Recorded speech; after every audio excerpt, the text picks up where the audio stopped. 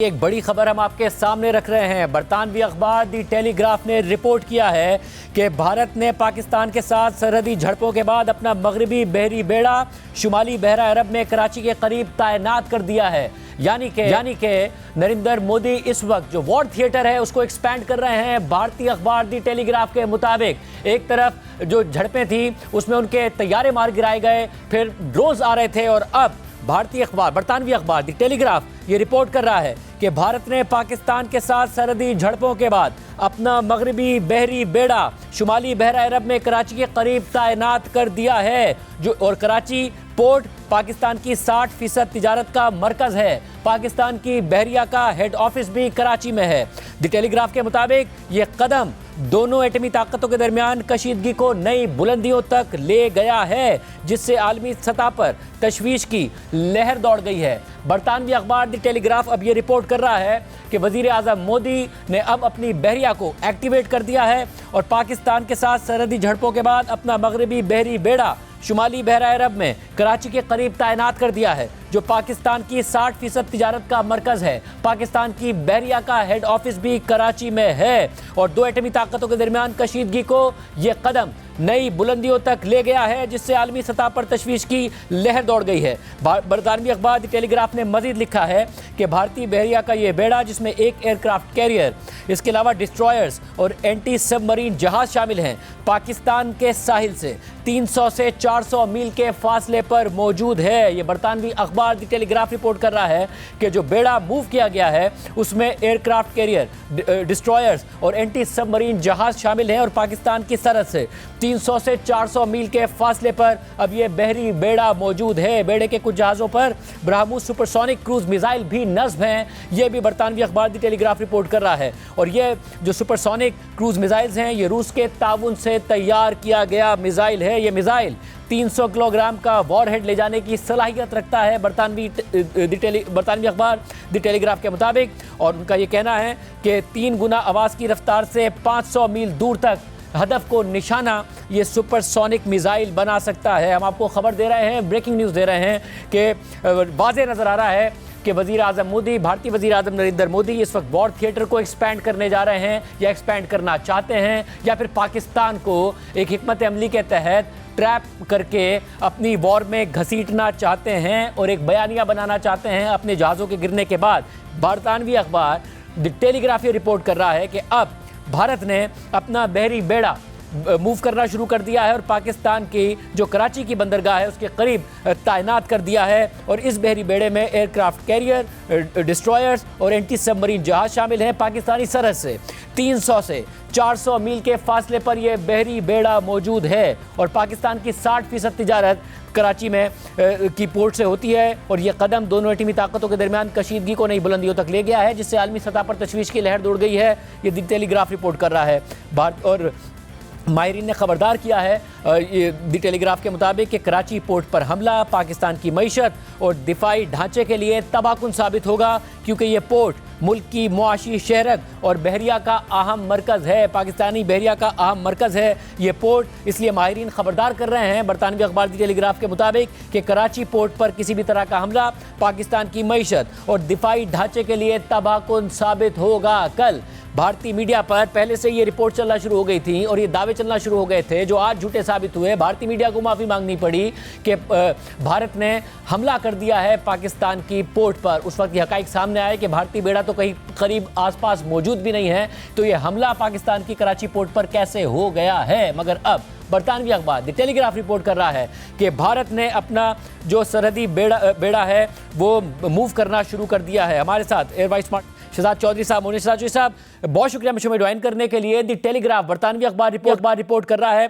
कि पाकिस्तान की साहिल से 300 से 400 मील के फासले पर इस वक्त भारत का बहरी बेड़ा मौजूद है, जिसमें ब्रह्मोस सुपरसोनिक मिसाइल नस्ब हैं, aircraft carrier, destroyers, anti submarine मौजूद हैं। और वो ये कह रहा है कि ये एक बहुत तशवीश की लहर दौड़ गई है। आपको लग रहा है कि नरेंद्र मोदी वॉर थिएटर को एक्सपैंड कर रहे हैं, क्या समझ में आ रहा है आपको? मेरा ख्याल है कि पहली तो शुरू में तो उनकी कोशिश इस तरीके से, अगर ये खबर सच है, और मुझे यकीनन पाकिस्तान की नेवी इस पे बिल्कुल नजर रखे हुए होगी यकीनी तौर पर, क्योंकि यही पाकिस्तान नेवी का काम है। इसके अपने एसेट्स हैं, इसके सर्वेलेंस एरोप्लेन्स हैं, और अगर कोई बहरी बेड़ा मूव करता है तो एक तो ये नहीं कि इतनी जल्दी मूव नहीं कर सकता, उसको वक्त लगता है वहां तक आने में, यानी अपनी बंदरगाह छोड़ के 300 मील 400 मील साउथ ऑफ कराची आके अगर वो आके पहुंचा है तो इतना टाइम लगा उसको वहां आने में। तो इस दौरान में ज़ाहिर है पाकिस्तान नेवी ने अपने तमाम पोजीशंस, अपने प्रिकॉशंस, अपने डिप्लॉयमेंट्स कर ली होंगी। So that is not a concern in that sense. Pakistan navy बिल्कुल इस काबिल है कि अपना मुल्क और अपनी जो उसकी ड्यूटी है और जो कोस्ट का दिफा है वो मुकम्मल तौर पे कर सके। So that is assured. लेकिन मोदी की कोशिश क्या है? मोदी की कोशिश ये है कि मैं दो एक्सट्रीम्स पे जंग को छेड़ूं, और गालिबन उसकी कोशिश ये है कि वो पाकिस्तान को, जो पाकिस्तान का रिटेलिएटरी कदम है, जो कि पाकिस्तान को वाजे है कि पाकिस्तान वो करेगा क्योंकि इंडिया के जवाब में जो करना है, तो उसके ऊपर किसी तरीके से वो चेक एक्सरसाइज कर सके, एक पुल क्रिएट हो साउथ की तरफ से पाकिस्तान के एसेट्स के ऊपर, पाकिस्तान के एसेट्स डिवाइडेड हो जाएं। तो अब ये हमें देखना है कि ये जो साउथ में जो क्रिएट हुई है सिचुएशन, इसको किस तरीके से हम मैनेज और हैंडल करते हैं। We can dispense it in time. हमें एक वक्त में दोनों चीजों को नहीं करना। हम ऐसे वक्त में एक चीज कर सकते हैं, जो ज्यादा प्रायोरिटी वाली चीज है उसको पहले कर सकते हैं, फिर उसके बाद दूसरे को मैनेज कर सकते हैं। बहरहाल ये एक जिसे कहते हैं चेकमेट करने की एक भोंडी कोशिश है, और ये without realising it can actually lead to a very very serious situation in terms of a war, क्योंकि हम न्यूक्लियर के ऊपर जा सकते हैं अगर हमें किसी भी तरीके से, ये तो ब्लॉकेड है हमारा, ये तो अगर साउथ में इतना दूर आके खड़ा हो गया है, तो ये तो इस किस्म की चीज है जिसमें हमने डिक्लेयर किया हुआ है कि हमारा एक वन ऑफ द 4 कंडीशंस जिसके अंदर के Pakistan can go nuclear. So it is that kind of a situation. उसको पता नहीं है कि वो आग से खेल रहा है when he does that, and I hope it is a wrong, बरतानवी अखबार द टेलीग्राफ अब ये रिपोर्ट कर रहा है, और उन्होंने साथ में ये भी कह दिया कि एनालिस्ट वार्न कर रहे हैं कि इस किस्म के जो है वो पाकिस्तान के लिए ये कैटास्ट्रोफिक कॉन्सिक्वेंसेस हो सकते हैं। बट ये बताइएगा, अब जब आप इस सिचुएशन को देख रहे हैं, आपको क्या लग रहा है कि ये एक रद्द अमल है? बैनुल अक़वामी मीडिया में ये हेडलाइंस लगने के बाद कि पाकिस्तान ने उनके जहाज मार गिराए हैं, रफाल मार गिराया है, या आपको ये एक हिकमत अमली ही लग रही है जिसमें ये पहले से तयशुदा था, नरेंद्र मोदी पाकिस्तान को ड्रैग करना चाहते हैं और एक नैरेटिव बनाना चाहते हैं? शाहजेब, मुझे लगता है कि जहाजों का लॉस तो उसने इस तरीके से कवर कर लिया कि 5 दिन, यानी 5 जहाज लूज करने के बाद पिछले 2-3 दिनों में वो हमने देखा कि बिल्कुल एयरफोर्स उनकी खामोश होकर बैठ गई है, उसको पीछे खींच लिया, उसको सामने नहीं लेके आए, यूएवीज और ड्रोन पे चले गए ये लोग। सो बहुत बड़ी ऑब्वियस सी चीज थी कि इन्होंने एक अपनी एक तरह से हार मान ली, शिकस्त मान ली, फिजा के अंदर कहा कि ये हम नहीं कर सकते। अब उन्होंने एक सेकंड हैंड जो खेला वो ये खेला कि क्योंकि अब उनको पता है कि पाकिस्तान का जवाब भी आना है, और वो जवाब जिस शक्ल में भी आएगा बहुत ही सिवियर रिस्पॉन्स होगा पाकिस्तान का। ये उसका जवाब होगा जो उन्होंने पाकिस्तान की वायलेशन की और 9 मिसाइल मारे हमारे मुख्तलिफ जगहों के ऊपर, पाकिस्तान की सॉवरेंटी को चैलेंज किया। उसके जवाब में उसको हमारी मूव को चेक करने के लिए वो यहाँ पे बिठाया कि या तो आप ना करें, और अगर करेंगे तो फिर हम ये करेंगे। तो इसलिए पाकिस्तान को अब स्ट्रेटेजिकली इसको मैनेज करना पड़ेगा कि पहले किसको हैंडल किया जाए, पहले कौन सा काम करें और फिर कौन सा काम करें। बहरहाल उस तरीके से अगर चला जाएगा तो we will be able to manage both. Otherwise it could just be जैसे वो कहता है ना एक deception, it can will be a deception alone, कि आपने एयरक्राफ्ट कैरियर लाके खड़ा कर दिया। खुदा ना खास्ता कोई एयरक्राफ्ट कैरियर ऐसी चीज नहीं है, जो उड़ते तो जहाज नहीं है उसमें से, वही वाले जहाज जो इंडियन एयरफोर्स के पास है, उसी तरह के जहाज हैं। तो जहाजों को मारना उड़ाना कोई मुश्किल नहीं है, और पाकिस्तान के पास वेपन्स इस तरह के हैं कि हम उन वेपन्स को यूज करते हुए लॉन्ग रेंज हम we can throw at them, जो कि उनके डिस्ट्रॉयर्स, उनके बाकी जहाजों को, even the aircraft carrier, it can be not sunk, it can be disabled. So I think that capability lies with Pakistan. Pakistan may be at this situation thinking in terms of prioritizing कि पहले किसको manage करें, किसको handle करें, कौन सी threat ज्यादा बन रही है, उसको करके उसके बाद फिर जो मेन काम है उसकी तरफ जाया जाए। That is a possibility. Shastri साहब, अब ऐसी सिचुएशन में जब शुरू में इंडिया ये एक नैरेटिव बिल्ड करने की कोशिश कर रहा था, तो हमने आपसे पूछा था कि पाकिस्तान और भारत की जो कैपेबिलिटीज हैं एयरफोर्स में, दीगर मामलात में, वो क्या हैं। आपने कहा था ऐसा नहीं है कि पाकिस्तान बहुत पीछे है, बराबर ही की सतह पर खड़े हुए हैं, और इंडिया को 2 तरफ जो है इतराफ में चैलेंज का सामना है, जिसमें चीन भी शामिल है। उसके बाद ये डेवलपमेंट हो गई कि उन्होंने पाकिस्तान में मिसाइल दागे, पाकिस्तान ने उनके एयरक्राफ्ट गिरा दिए, उसके बाद वो एयरक्राफ्ट से आ नहीं रहे हैं और ड्रोन्स के जरिए आ रहे हैं।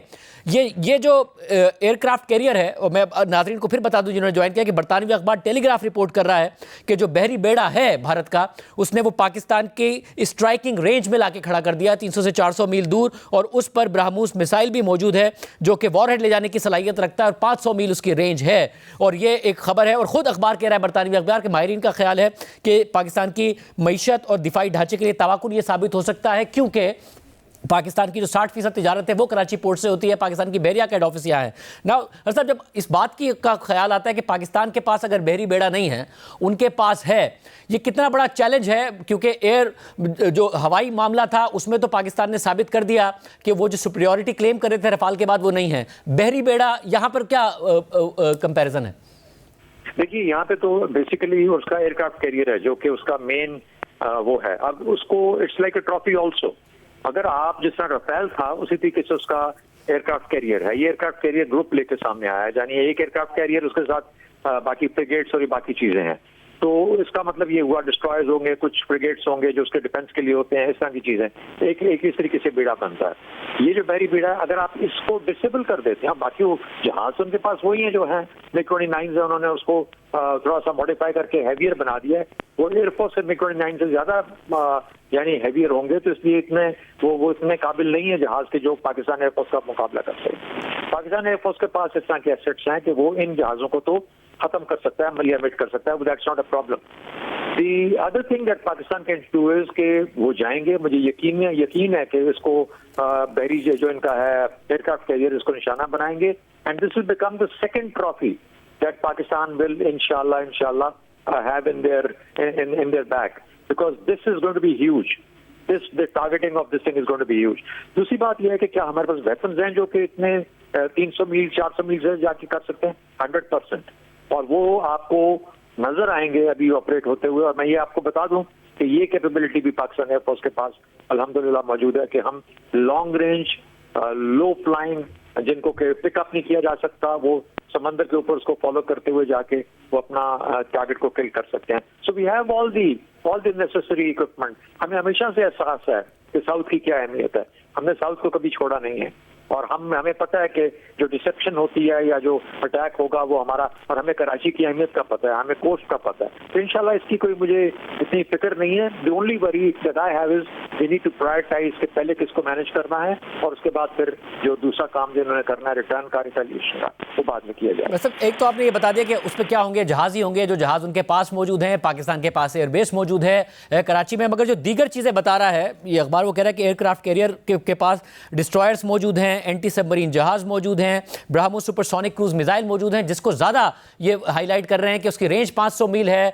और वो लेके जा सकता है 300 किलोग्राम तक का वॉरहेड लेके जा सकता है, और इसलिए जो 400 से 500 मील की जो रेंज है वो कवर कर सकता है जहां पर ये जहाज खड़ा है। इसके अंदर जो हथियार मौजूद हैं, इसकी क्या अहमियत है? देखिए, ब्रह्मोस डेफिनेटली एक अच्छा जहाज है। पाकिस्तान के पास भी वो वाले उस किस्म के क्रूज मिसाइल्स हैं, उसी किस्म की चीजें हैं, सेम लेवल सेम क्वालिटी।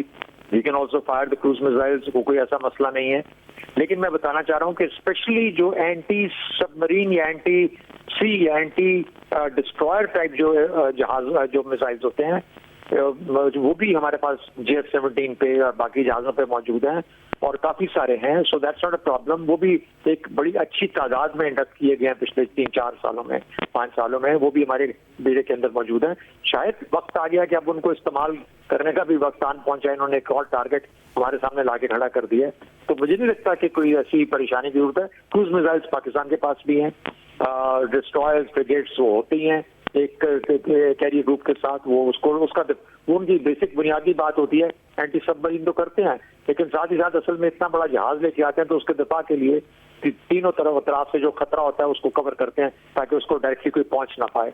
तो यही चीजें आपने फॉकलैंड्स की वॉर 1982 के अंदर याद होगा आपको, एक बहुत अच्छी खासी जंग हुई थी अर्जेंटीना की और यूके की, वो एग्जैक्टली इसी तरीके से उसको भी लड़ा गया था, और यही तरीका होता है। तो दीज आर नोन थिंग्स, कोई ऐसी चीज नहीं है। हमारे पास वेपन्स भी हैं, हमारे पास टैक्टिक्स भी हैं, एंड हम भी आई एम श्योर कि हमारी नेवी कॉन्स्टेंटली ट्रैक कर रही थी इसको, अगर ये वहां पे वाकई मौजूद है, अगर मौजूद है तो उसका फिर हिसाब किताब इंशाल्लाह जल्द चुका दिया जाएगा। सब अभी पिछले दिनों इंडियन चैनल पर एक रिटायर्ड जनरल जो है उनके, वो ये कह रहे थे कि पाकिस्तान के पास अगर कन्वेंशनल वॉर में पाकिस्तान और इंडिया जाते हैं तो पाकिस्तान के पास लड़ने की सलाहियत 1 हफ्ता है और इंडिया के पास 40 दिन है, और अगर इंडिया किसी भी किस्म की मदद जो दोस्त मुल्क से आ सकती हो, टर्की का वो मिसाल दे रहे थे, उसको ब्लॉक कर सकता है समुद्री ब्लॉकेट से अगर वो अपना बहरी बेड़ा ले जाए, और जो वैसे जो मदद है फिर वो दूसरी आ नहीं पाएगी और पाकिस्तान सस्टेन नहीं कर सकता। ये कितनी प्रैक्टिकल बात है, क्योंकि इंडियन मीडिया पे दावे बहुत ज्यादा होते हैं, ये किस हद तक दुरुस्त बात है? कि मुझे नहीं पता कि इंडिया क्या चाहेगा, किस तरह करना चाहता है, लेकिन ये वो एक कंसिडरेशन ऐसी है जो कि हम जिसको पहचानते हैं, जानते हैं, और इसके लिए हमारे पास जो इसकी रेमेडियल मेजर्स हैं वो भी मौजूद हैं, हमारी कैपेबिलिटी भी है कि हम हर किस्म का ब्लॉकेट, चाहे वो हमारी इकोनॉमिक ब्लॉकेट की शक्ल में कोई करना चाहता है, हमारे पोर्ट्स को बंद करना चाहता है, या किसी किस्म की जो सपोर्ट और हेल्प आती है उसको रोकना चाहता है, यानी वो ऑल द इंटेंडेड जो हमारी शिपिंग है into the ports of Pakistan, अगर उसको कोई डिस्टर्ब करना चाहता है तो पाकिस्तान नेवी का रोल ही है, पाकिस्तान एयरफोर्स और पाकिस्तान नेवी मिलके दोनों ये रोल अदा करते हैं कि मेक श्योर करते हैं कि कोई उनके पोर्ट्स को, उनके बंदरगाहों को कोई ब्लॉक ना कर सके। तो मेरा नहीं ख्याल कि इट इज, क्योंकि we are prepared for it, हमने तैयारी की है इसके लिए, we are equipped for it, तो कोई मसला मुझे उस तरीके से नजर नहीं आता। इंशाल्लाह पाकिस्तान एक जिस किस्म की भी सिचुएशन आएगी उसको बेहतर तौर पे सस्टेन कर सकता है, और मुझे कोई इतनी मुश्किल नजर नहीं आती। और देखिए, आप 1-2 बड़े ऑपरेशन जब होंगे तो ऑटोमेटिकली इंडिया भी अपनी जगह पे पहुंच जाएगा एंड समझ आ जाएगी कि Pakistan is not a walk over, has not been a walk over. On contrary, Pakistan is much better place today, अपनी परफॉर्मेंस के साथ, अपनी तैयारी के साथ और अपनी कमिटमेंट और डिवोशन के साथ। मेरा ख्याल है हमें, हमारे पास स्ट्रेंथ्स जो हैं, जो फोर्स मल्टीप्लायर्स हैं, हमारे force multipliers are far too many than what India can actually claim. और साहब, और क्योंकि कराची ज़ाहिर पोर्ट सिटी है, लोगों के जहन में बहुत सारे सवालात पैदा होते हैं। जंग का कंसर्न सबसे बड़ा कंसर्न है, मगर क्योंकि तिजारती हब है, 60% पाकिस्तान की ट्रेड यहाँ से होती है, जैसे कि टेलीग्राफ ने रिपोर्ट किया, ज़्यादा ही नंबर होगा, तो पाकिस्तान की क्या तिजारत मुतासिर हो सकती है इस सबसे, या इसका कोई इम्कान नहीं? देखिए, नहीं, पाकिस्तान की तिजारत हम मुतासर होने नहीं देंगे, और पाकिस्तान बेशक कुछ चीजों पे डिपेंडेंट है, लेकिन जब भी when you go into a war situation तो आप अपने रिजर्व्स उस हद तक ले जाते हैं जो कि एक लंबी जंग के लिए आपको सस्टेन कर सकते हैं। तो ये नहीं है कि हमें एकदम से सरप्राइज में पकड़ा, ऐसी बात भी नहीं है। पाकिस्तान इज ऑलवेज, पाकिस्तान का एक लेवल होता है अपने रिजर्व्स का, अपनी लॉजिस्टिक्स का, और हम उसको मेंटेन करते हैं ताकि हम जब भी किसी ऑपरेशन में जाएं, किसी जंग में जाना पड़े तो हमारे पास हमारा जो लॉजिस्टिक्स है, जो सप्लाईज है, वो इतनी हो, इस लेवल की हो कि हम अपनी जंग को सस्टेन कर सकें। तो वो उसकी फिक्र नहीं है। अगर बहुत लंबी जंग चले और हम अगर नहीं कर पाते तो, लेकिन हमें लंबी जंग करनी जरूरत नहीं पड़ेगी, क्योंकि we should be able to break through. और अब अगर यहाँ पे आते हैं तो उनको यहाँ से हटाना, भगवाना, और उनको जैसे कि आज तक होता रहा, मेरा ख्याल it's not too difficult, it is going to be possible because that is what we been training for. हमें इसका कोई सरप्राइज नहीं होना चाहिए इसके बारे में। साहब, और ये खबर आने से पहले शहजाद चौधरी साहब, ये हुआ क्योंकि गुज़िश्ता 2 दिनों से जो हो रहा है, जब पहले ज़ाहिर 2019 का एक्सपीरियंस ये था भारत का कि उन्होंने जहाज़ हमारी सरहद के पास भेजा और उसके बाद मार गिराया गया, तो उन्होंने इस दफ़ा अपनी सरहद के अंदर रहकर कार्रवाई की और मिसाइल हमले किए, मगर हमने उनके जहाज़ अपनी सरहद के अंदर रहते हुए गिरा दिए। और आज बाकायदा तौर पर ना सिर्फ ऑडियो सुनाई उनके पायलट्स की कि पाकिस्तान की कितनी पहुंच थी हमारी एयरफोर्स की तरफ से, बल्कि बताया गया कि कौन कौन से तैयारे और किस किस तरीके से टारगेट किए गए, और हमें कैसे पता था कि कौन सा तैयारा है जो फायर कर रहा है उसको टारगेट करना है। मगर उसके बाद ये क्या कर रहा है इंडिया? अपने तैयारे नहीं उड़ा रहा या उनसे कार्रवाई नहीं कर रहा, बट कल ड्रोन्स भेजे, हमने 29 मार गिराए, और फिर कल रात को उन्होंने खबर चलाई कि पाकिस्तान ने उनके शहरों पर हमला कर दिया है। दावे पहले करते थे कि हम घुस के मारेंगे, पाकिस्तान कुछ नहीं कर सकेगा। आप कह रहे हैं पाकिस्तान घुस के कार्रवाई कर रहा है, इसलिए हम कार्रवाई कर रहे हैं। पाकिस्तान ने कल डिनाई किया। आज अब से थोड़ी देर पहले उन्होंने कहा कि पाकिस्तान ने एस्केलेशन 2.0 की है, 20 शहरों पर पाकिस्तानी ड्रोन्स ने हमले किए हैं, अमृतसर में रेड अलर्ट है, 10 ड्रोन्स को मार गिराया है, न्यूट्रलाइज किया जा रहा है, और पाकिस्तान मुसलसल एस्केलेशन कर रहा है। क्या आपको समझ में आ रहा है? 2 दिन में 77 ड्रोन्स पाकिस्तान ने मार गिराए हैं, ये किस चीज की तैयारी आपको लग रही? मुझे लगता है कि ये खाम में एक हाइप क्रिएट कर रहा है, अपने लोगों को सेटिस्फाई कर रहा है। वो जो उसको यानी जो एम्बैरेसमेंट फेस करनी पड़ी है पहली नाइट को 6 और 7 की नाइट को, उसको किसी तरीके से अपने लोगों के जहन से मिटाना चाहता है। देखिए उसने मोदी की गवर्नमेंट ने बहुत लूज आउट किया पॉलिटिकली अपनी पोजीशन को, भारत को इस तरह से शो करके दुनिया भर में एक मजाक बना हुआ है हर जगह पे। हर जो हेडलाइन है दुनिया भर की अखबारों की वो ये कह रही है कि किस तरह पाकिस्तान में भारत के जहाज गिराए हैं और किस तरीके से जो बैटल हुई है वो कैसी हुई है। इस तरह की तमाम डिटेल्स आजकल डिस्कस हो रही हैं और खुद उनके अंदर से अब इंडिया के अंदर से आवाजें उठ रही हैं जहां उनके अपने एनालिस्ट अपने लोग ये बातें कर रहे हैं कि वाकई में उनके 5 जहाज और जिस तरीके से पाकिस्तान क्लेम कर रहा है, not a single extra claim. ये भी तो खूबसूरती पाकिस्तान, तो ये चीजें वाज़ेह होकर दुनिया के आगे आ रही है। पाकिस्तान का मॉरल पोजीशन, पाकिस्तान की मिलिट्री पोजीशन और ये तमाम चीजें मेरे ख्याल में बहुत ही ज्यादा इंडिया से इस वक्त बहुत हाई है, बहुत ऊंची है। ये चीज हजम करना बड़ा मुश्किल है इंडिया के लिए। वो पता नहीं क्या सोच के चला था और वो सोच जो थी उसकी उधर ही ढेर हो गई जब वो चला, जब उसने पहला मार्का किया उस पहले मार्के में ही वो बैठ गया बिल्कुल से। निहत्तों को मारना, निहत्ते शहरियों को मारना कुछ बात नहीं होती। आप जब सामने आते हैं उन लोगों के साथ जो कि आपके बराबर के हैं, जो शहरी नहीं है, मिलिट्री टू मिलिट्री आए, एयरफोर्स टू एयरफोर्स आए, तो आपको उसका जवाब मिलेगा। इस वक्त LOCP भी मिल रहा है, उधर भी मिला, इधर भी नेवी में भी इंशाल्लाह मिलेगा। और ये आप देखेंगे कि कंबाइंड ऑपरेशन होगा पाकिस्तान एयरफोर्स और पाकिस्तान नेवी का, and we will take care of this जो इनकी डिप्लॉयमेंट है यहाँ पे। डॉक्टर साहब, और इस सारी की सारी सूरत हाल में पाकिस्तान मुसलसल ये कह रहा है कि अभी हमने जवाब दिया नहीं है, अभी हम जवाब देंगे, और दुनिया अब ये कह रही है कि एस्केलेशन नहीं होनी चाहिए। अब से थोड़ी देर पहले व्हाइट हाउस की तर्जुमान ने कहा कि फौरी तौर पर डीएस्केलेशन चाहता है सदर ट्रंप, और उन्होंने मार्को रूबियो को कह दिया है जो दोनों ममालिक से इंगेज हुए हैं। अब ये फौरी तौर पर डीएस्केलेशन का मुतालबा अमेरिका की तरफ से सामने आ रहा है। और आपको लगता है कि पाकिस्तान के पास इनफ है कि हम वन अप हैं, हमने डिप्लोमेटिकली दुनिया के सामने इंडिया को नहीं कामयाबी हुई, वो इकोनॉमिकली हमें हर्ट करना चाहते थे, IMF की अब से थोड़ी देर पहले खबर आ गई $1 बिलियन की किस्त मंजूर कर दी उनके बोर्ड ने, और तीसरा हमने उनके जहाज मार गिराए। हमें रिस्पॉन्ड करना चाहिए यहाँ से कि या भारत को मौका देना चाहिए अगर मोदी चाहते हैं कि वो किसी भी तरीके से हमें किसी जंग में घसीटे? मेरा ख्याल है पाकिस्तान के पास राइट तो है, राइट टू रिस्पॉन्स है, और वो आर्टिकल 51 जो हमारा इकॉनमी मुत्तहिदा का वो आपको चार्टर जो है UN चार्टर वो परमिट करता है कि आप यू कैन एक्चुअली आप अपने डिफेंस में ये कर सकते हैं। जो रिटेलिएशन जो होगी वो बिल्कुल जायज हक होगा।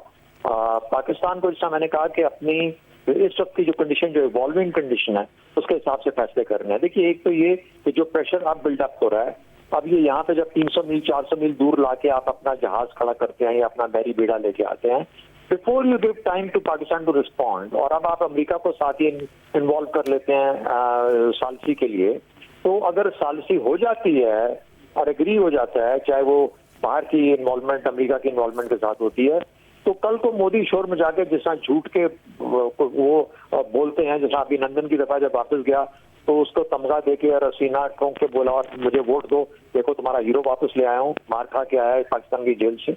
यही कुछ इस दफा करेंगे कि जी मैंने 300 मील दूर जाके बीड़ा खड़ा कर दिया, और उसके बाद उन्होंने देखो वो एकदम से मान गए और उन्होंने कहा कि हाँ ठीक है हम मामला तो होगा वो डिप्लोमेसी की वजह से। तो पाकिस्तान को तमाम नुआंसेस को देखते हुए अपना रास्ता चुनना पड़ेगा।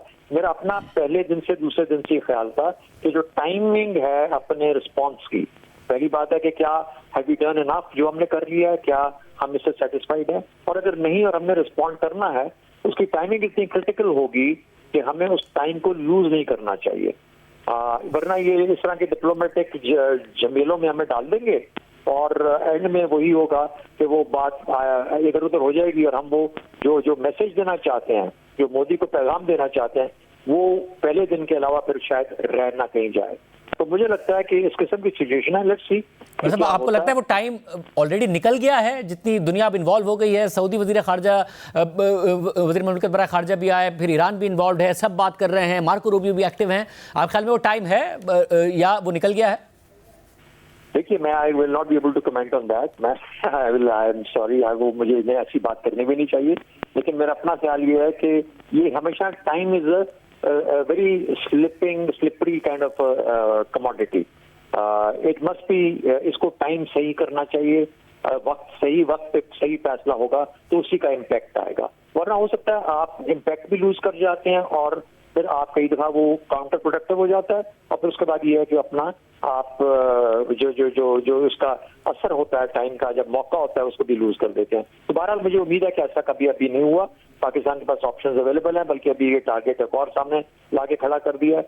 हो सकता है हमें इधर ही करना पड़ जाए, इधर ही करते हैं। सब और बड़े अहम वक्त में आपने बड़ी अहम मालूमात हमारे नाज़रीन के साथ शेयर की हैं। लास्ट क्वेश्चन, इस बात का आपको कितना जो ज़रा आप भी जो बात कर रहे हैं, जो मैं समझ रहा हूँ कि आपको ये भी लग रहा है कि नरेंद्र मोदी को ज़रा एक एम्बैरेसिंग सिचुएशन का सामना है।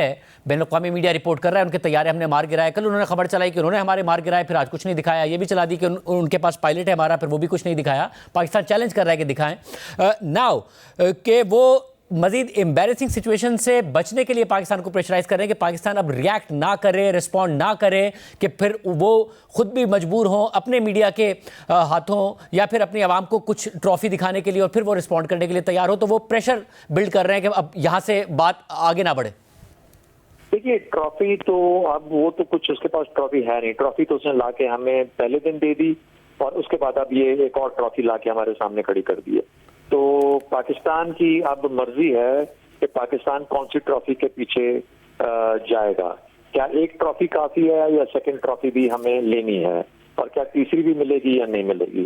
तो it's is a race for trophies now, but that is one way of saying कि we need to understand how long, हम कितनी देर जंग को खींचना चाहते हैं, हम कहाँ तक ले जाना चाहते हैं, और फिर इसके अंदर कौन से लेवल पे जाके वो पैगाम मिल जाएगा भारत को कि अपनी जगह पे आप हेजेमॉन नहीं हैं, आप एक दहशतगर्द हैं जो कि आके शहरियों पे हमले करते हैं, एंड एक इस रियासत को इंडिया के लोगों का कसूर नहीं है कि उनकी गवर्नमेंट का प्रॉब्लम है। वो गवर्नमेंट ऐसी है, वो जो गवर्नमेंट की लीडरशिप है उसकी सोच ऐसी है जिसने आपने आवाम को इस किस्म के एम्बैरेसमेंट से विचार किया। और भारत जो कि एक डेवलपिंग और अच्छी ऊपर आने आ रहा था मुल्क इकोनॉमी के तौर पे, उसको इस जगह पे लाके खड़ा कर दिया जहां पर के अब उनके लिए मुश्किलात, उसके लोगों के लिए मुश्किलात, उनके अपने आवाम के लिए मुश्किलात खड़ी हो गई हैं। और इस तरह के नुकसानात कोई भी मुल्क हो उसके लिए हजम करना बहुत मुश्किल होता है। आज तो वो रफेल्स का जवाब नहीं दे पा रहे दुनिया के अंदर जिस तरीके से। तो मेरा ख्याल है कि ऑल राउंड उनके अंदर उनकी बात किसने नहीं मानी। Diplomatically nobody is ready to believe what India is saying. Pahalgam के मामले का जब पाकिस्तान ने कहा था कि इसको कर लो, तो उधर ही बात खत्म हो जाती है। अगर वो कहते हैं कि हाँ जी हम तैयार हैं, लेकिन चूंकि दिल में चोर था इस वजह से नहीं कर सके। तो मेरा ख्याल है कि ये तमाम चीजें इंडिया में देखी जा रही हैं, उनके लोगों में महसूस की जा रही हैं, और वो अब लोग बोलना शुरू हो गए हैं। और ये पॉलिटिकली उसके लिए बहुत, अब मैंने पहले दिन भी कहा था कि ये अपनी मिलिट्री को यूज कर रहे हैं अपने पॉलिटिकल एडवांटेज के लिए। इसको कोई स्ट्रेटेजिक बड़ा एडवांटेज नजर नहीं आ रहा इस चीज के अंदर, वो सिर्फ पॉलिटिकल एडवांटेज के लिए यूज कर रहा है। मेरा ख्याल है वो पॉलिटिकली ही इसके ऊपर बहुत ज्यादा मार खाएगा और अपने लोगों का नुकसान करवा के अपनी मिलिट्री को एम्बेरस करवा के पाकिस्तान के आगे फिर वो उस जगह उस नतीजे पे पहुंचेगा जो कि सामने हमें तो कम से कम नजर आ रहा है कि he is lost the battle, he is lost mentally as well as morally.